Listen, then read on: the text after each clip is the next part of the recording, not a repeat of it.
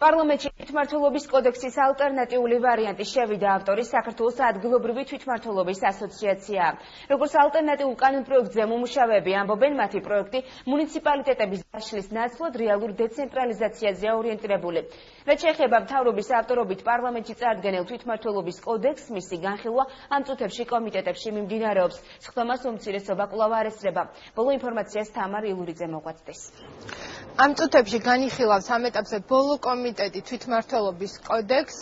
რეგიონული პოლიტიკისა და თვითმმართველობის კომიტეტს ესწრებიან არასაპარლამენტო ოპოზიციისა და არასამთავრობო სექტორის წარმომადგენლები. მათი ძირითადი შეკითხვები უკავშირდება ისევ მეშვიდე კარს, კანონპროექტის მეშვიდე კარს და იმას, არსებობს თუ არა სეპარატიზმის საფრთხე და გარდა ამისა ცნობილია უკვე, რომ შეთანხმება მიღწეულია მუნიციპალურ გაერთიანებებთან დაკავშირებით ის, რომ ეს გაერთიანებები გარდა იქნებიან არა სიპებად, არამედ საკონსულტაციო საბჭოებად. შეხვედრას არ ესწრება საპარლამენტო ოპოზიცია, მათი პოზიცია ისე უცვლელია იმასთან დაკავშირებით, რომ ისინი ითხოვენ პარლამენტის თავმჯდომარემ შესაბამისი რეაგირება მოახდინოს გუშინდელ ინციდენტზე. ამის შემდეგ კი საპარლამენტო მუშაობაში ჩართვას აპირებს ნაციონალური მოძრაობა.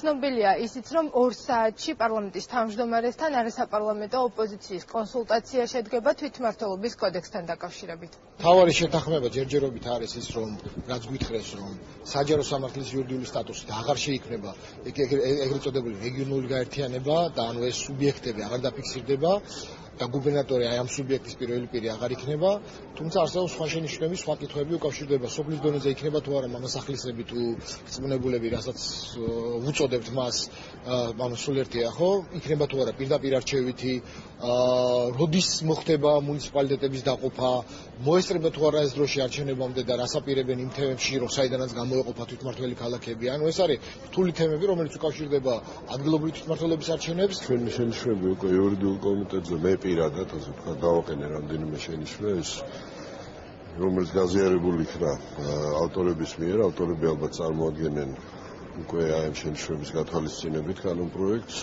ეს ეხება ეგრეთ წოდებულ ამ რეგიონულ საბჭოებს, რომლებიც საკონსულტაციო საბჭოებად გარდაიქმნა, აღარ არის იურიდიული პირი და ნაკლებად ინსტიტუციონალიზებულია და ასრულებს საკონსულტაციო ფუნქციას, ვიღებს მონაწილეობას ყოველ განხილვებში. ჩვენი პოზიცია მას შემდეგ იქნება ცნობილი, რაც გავიგებთ თუ რა ვერსია აქვთ მათ, რას აპირებენ, რომელი დონის თვითმმართველობას, რა კომპეტენციებით, რა ფინანსებით, როგორც გითხარით, ჯერჯერობით ბევრი რამ არ არის ცნობილი.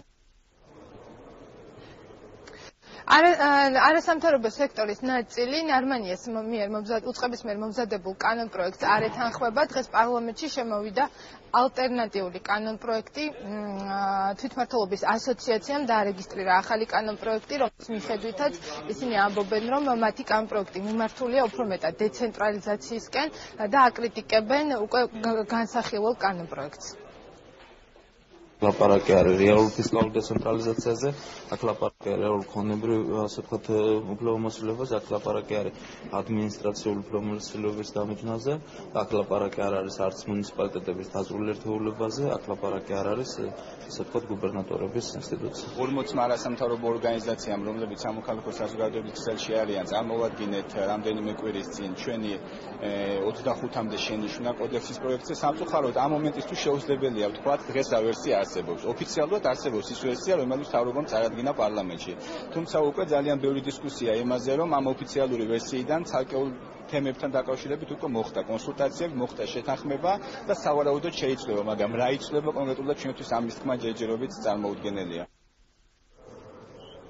2 საათში თვითმმართველობის კოდექსსა და საარჩევნო კანონმდებლობასთან დაკავშირებით შეხვედრა გაიმართება პარლამენტის თავმჯდომარესა და არასაპარლამენტო ოპოზიციას შორის. ამის შემდეგ დავით უსუფაშვილი მედიისთვის კომენტარს გააკეთებს. საპარლამენტო უმრავლესობაში ფიქრობენ, რომ დღეს დასრულდება საკომიტეტო განხილვები, ხვალ კი პირველი მოსმენით პლენარულ სესიაზე თვითმმართველობის კოდექსი გავა.